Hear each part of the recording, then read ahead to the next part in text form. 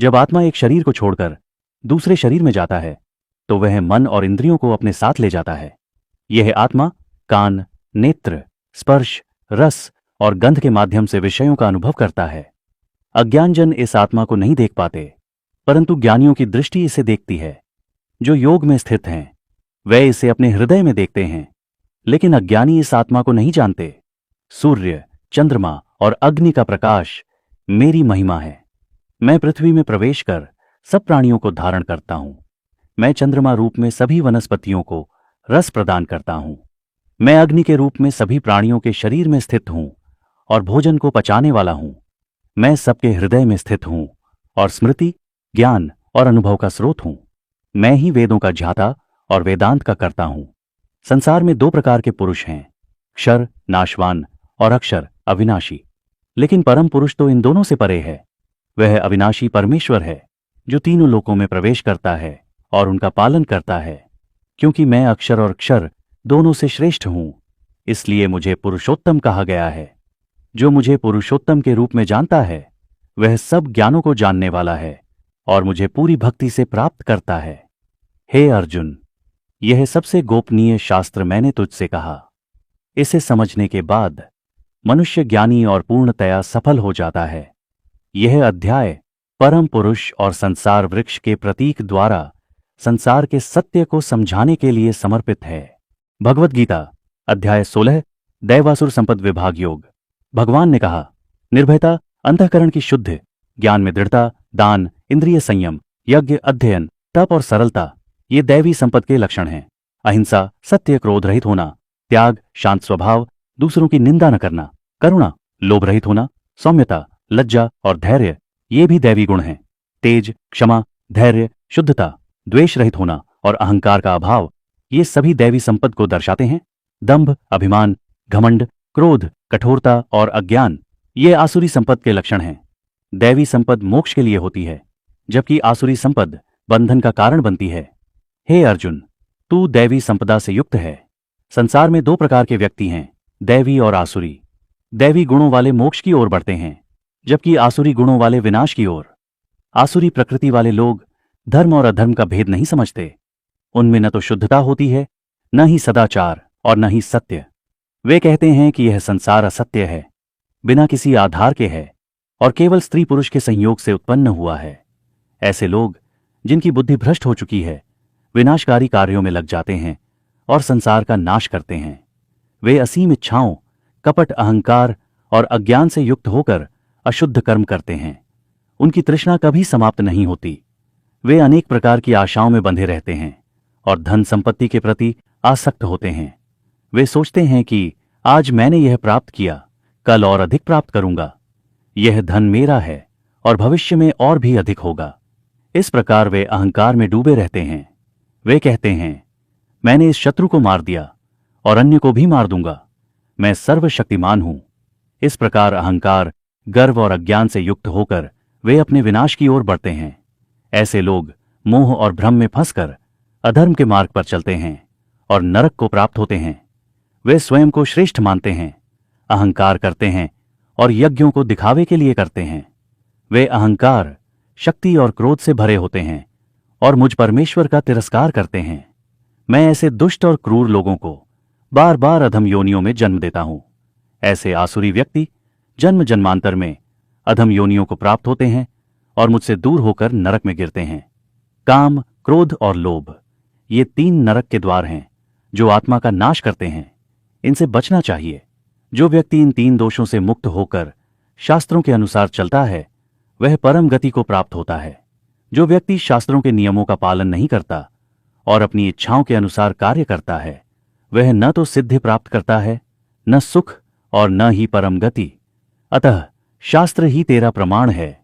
इसे जानकर तुझे क्या करना चाहिए और क्या नहीं, इसका निर्णय करना चाहिए। यह अध्याय दैवी और आसुरी गुणों का वर्णन करता है और मनुष्य को धर्म के मार्ग पर चलने की प्रेरणा देता है। भगवद गीता अध्याय 17 श्रद्धात्रय विभाग योग।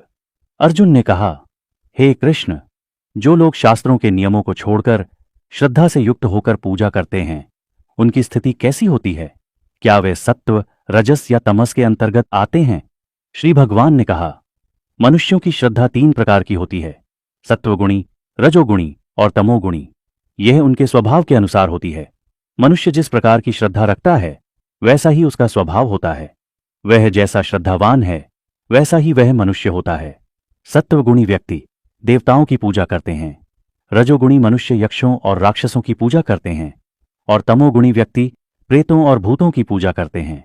जो लोग शास्त्र विहित नियमों के विपरीत तप करते हैं और अज्ञान से स्वयं को तथा दूसरों को कष्ट देते हैं, उन्हें आसुरी कहा गया है। वे अपने शरीर और आत्मा को कष्ट देकर मुझे जो शरीर में स्थित है कष्ट पहुंचाते हैं। भोजन, यज्ञ, तप और दान भी 3 प्रकार के होते हैं, सत्वगुणी, रजोगुणी और तमोगुणी। सत्वगुणी भोजन वह है जो आयु, बल, स्वास्थ्य, सुख और तृप्ति बढ़ाता है। यह स्वादिष्ट, पौष्टिक और पचने में हल्का होता है। रजोगुणी भोजन वह है जो कड़वा, खट्टा, नमकीन, अधिक गर्म, तीखा और रुचिकर है, लेकिन दुख, चिंता और रोग उत्पन्न करता है। तमोगुणी भोजन वह है जो बासी, गंधयुक्त, सड़ा गला और अपवित्र है। सत्वगुणी यज्ञ वह है जो शास्त्र विधि के अनुसार किया जाता है, जिसमें फल की कामना नहीं होती और जो मन से कर्तव्य समझकर किया जाता है। रजोगुणी यज्ञ वह है जो दिखावे के लिए और फल की कामना से किया जाता है। तमोगुणी यज्ञ वह है जो शास्त्र विधि के विरुद्ध किया जाता है, जिसमें प्रसाद, मंत्र, दक्षिणा का अभाव होता है और जो बिना श्रद्धा के किया जाता है। सत्वगुणी तप वह है जिसमें शरीर, वाणी और मन को शुद्ध करने के लिए किया गया तप शामिल होता है। वाणी का तप, सत्य, प्रिय, हितकारी और धर्म के अनुकूल भाषण करना। मन का तप, मन की शुद्धता, दयालुता, मौन, आत्मसंयम और अंतःकरण की एकाग्रता। जो तप श्रद्धा से और फल की कामना के बिना किया जाता है वह सत्वगुणी तप कहलाता है। जो तप मान, आदर और दिखावे के लिए किया जाता है वह रजोगुणी तप है।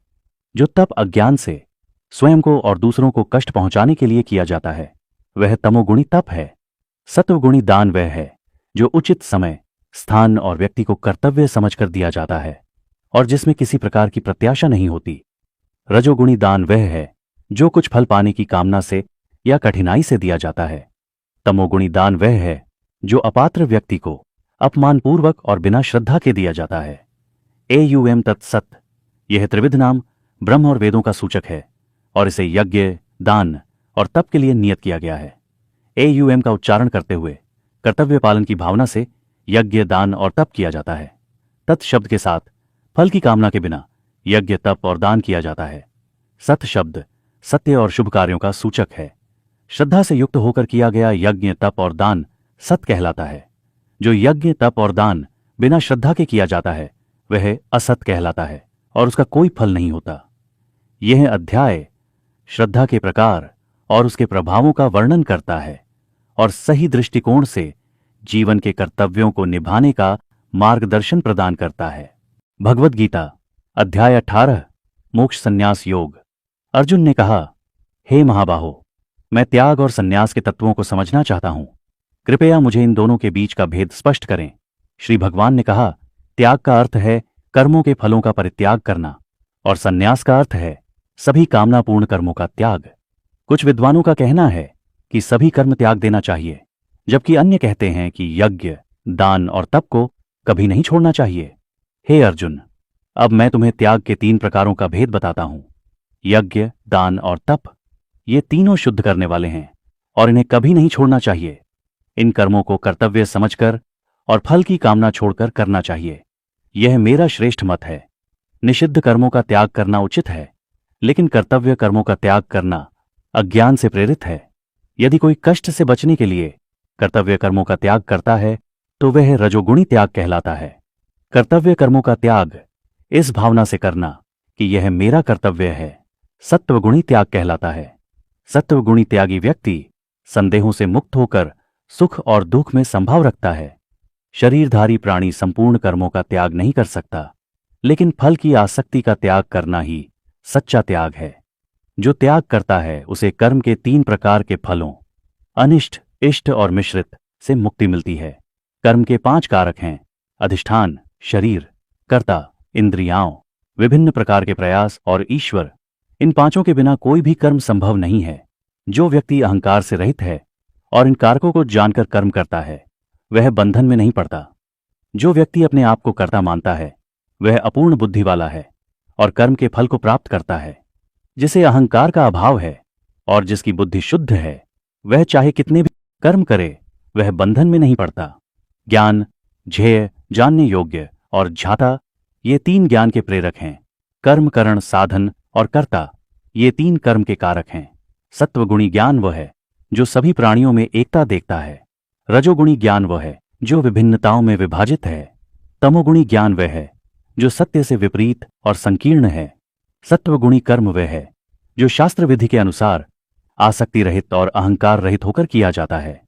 रजोगुणी कर्म वह है जो फल की कामना और अहंकार के साथ किया जाता है। तमोगुणी कर्म वह है जो अज्ञान से, हानिकारक और बिना विचार के किया जाता है। सत्वगुणी कर्ता वह है जो निरासक्त, उत्साही और सुख दुख में संभाव रखता है। रजोगुणी कर्ता वह है जो लोभी, अहंकारी और कर्म के फलों में आसक्त होता है। तमोगुणी कर्ता वह है जो अस्थिर, कपटी, आलसी और उदास होता है। बुद्धि और धैर्य भी तीन प्रकार के होते हैं: सत्वगुणी, रजोगुणी और तमोगुणी। सत्वगुणी बुद्धि वह है जो धर्म और अधर्म, कार्य और अकार्य में भेद कर सकती है। रजोगुणी बुद्धि वह है जो धर्म और अधर्म में भेद नहीं कर पाती। तमोगुणी बुद्धि वह है जो अज्ञान से भ्रमित होती है। सत्वगुणी धैर्य वह है जो मन, प्राण और इंद्रियों को संयमित रखता है। रजोगुणी धैर्य वह है जो कामना और फल प्राप्ति की आसक्ति में लगा रहता है। तमोगुणी धैर्य वह है जो भय, आलस्य और मोह में स्थित होता है। सुख भी तीन प्रकार का होता है: सत्वगुणी, रजोगुणी और तमोगुणी। सत्वगुणी सुख वह है जो प्रारंभ में कष्टदायक लेकिन अंत में आनंददायक होता है। रजोगुणी सुख वह है जो प्रारंभ में आनंददायक लेकिन अंत में कष्टदायक होता है। तमोगुणी सुख वह है जो आलस्य और अज्ञान से उत्पन्न होता है। संसार में कोई भी प्राणी ऐसा नहीं है जो इन तीन गुणों से मुक्त हो। ब्राह्मण, क्षत्रिय, वैश्य और शूद्र, इन चारों का विभाजन उनके गुण और कर्म के अनुसार किया गया है। ब्राह्मण के गुण हैं शांति, संयम, तप, पवित्रता, सहिष्णुता और ज्ञान। क्षत्रिय के गुण हैं वीरता, तेज, धैर्य, युद्ध कौशल और शासन। वैश्य का कर्म है कृषि, गौपालन और व्यापार। शूद्र का कर्म सेवा है। अपनी प्रकृति अनुसार कर्म करते हुए मनुष्य सिद्धि प्राप्त कर सकता है। जो मनुष्य अपने कर्म द्वारा परमेश्वर की पूजा करता है, वह परम सिद्धि को प्राप्त करता है। स्वभाव के अनुसार कर्म करना श्रेष्ठ है, भले ही वह दोषयुक्त हो। अपने स्वभाव के अनुसार कर्म करते हुए दोषों को त्याग कर मनुष्य सिद्धि प्राप्त कर सकता है। जो व्यक्ति इंद्रियों को संयमित कर आसक्ति और अहंकार से रहित होकर कर्म करता है, वह ब्रह्म के स्वरूप को प्राप्त करता है। जो व्यक्ति सिद्धि को प्राप्त कर ब्रह्म ज्ञान में स्थित होता है, वह परम शांति को प्राप्त करता है। जो व्यक्ति शुद्ध बुद्धि, धैर्य और आत्म संयम के साथ अहंकार, शक्ति, वासना और क्रोध का त्याग करता है, वह परमात्मा को प्राप्त करता है। जो व्यक्ति शांतचित्त होकर मुझ में भक्ति करता है, वह मुझे साक्षात प्राप्त करता है। केवल भक्ति के द्वारा मनुष्य मुझे जान सकता है और मेरी वास्तविक स्वरूप में पहचान कर मुझ में प्रविष्ट हो सकता है। जो व्यक्ति मेरे आश्रय में रहता है और सभी कर्म करता है, वह मेरी कृपा से अनंत शांति प्राप्त करता है। मन और बुद्धि को मुझ में अर्पित कर मेरी शरण में आओ। मेरी कृपा से तुम सभी कष्टों को पार करोगे। यदि अहंकारवश मेरे आदेशों का पालन नहीं करोगे तो विनाश को प्राप्त करोगे। अपने स्वभाव से प्रेरित होकर तुम वही करोगे जो तुम्हें करना चाहिए। भगवान सभी प्राणियों के हृदय में स्थित हैं और अपनी माया से सभी को चलाते हैं, इसलिए उसकी शरण में जाओ। उसकी कृपा से तुम परम शांति और शाश्वत धाम को प्राप्त करोगे। मैंने तुम्हें यह गुप्त ज्ञान बताया, अब तुम जैसा चाहो वैसा करो। मेरे प्रिय होने के कारण मैं तुम्हें फिर से यह सर्वोच्च रहस्य बता रहा हूं। मुझ में मन लगाओ, मेरी भक्ति करो, मेरा पूजन करो और मुझे प्रणाम करो। सभी धर्मों को त्याग कर केवल मेरी शरण में आओ। मैं तुम्हें सभी पापों से मुक्त कर दूंगा। यह ज्ञान उन लोगों को मत बताओ जो तपस्वी, भक्त या सेवा के इच्छुक नहीं हैं। जो इस ज्ञान को मेरे भक्तों तक पहुंचाता है, वह मुझे सर्वाधिक प्रिय है और वह निश्चित ही मुझे प्राप्त करेगा। जो इसे सुनता है और श्रद्धा रखता है, वह भी पुण्य कर्मों से मुक्त हो जाता है। जो श्रद्धा और ध्यानपूर्वक इसे पढ़ता है, वह मोक्ष प्राप्त करता है। हे अर्जुन, क्या तुम्हारे मोह का नाश हुआ? अर्जुन ने कहा, हे कृष्ण, मेरी स्मृति वापस आ गई है। मैं अब संदेह रहित हूं और आपकी शरण में हूं।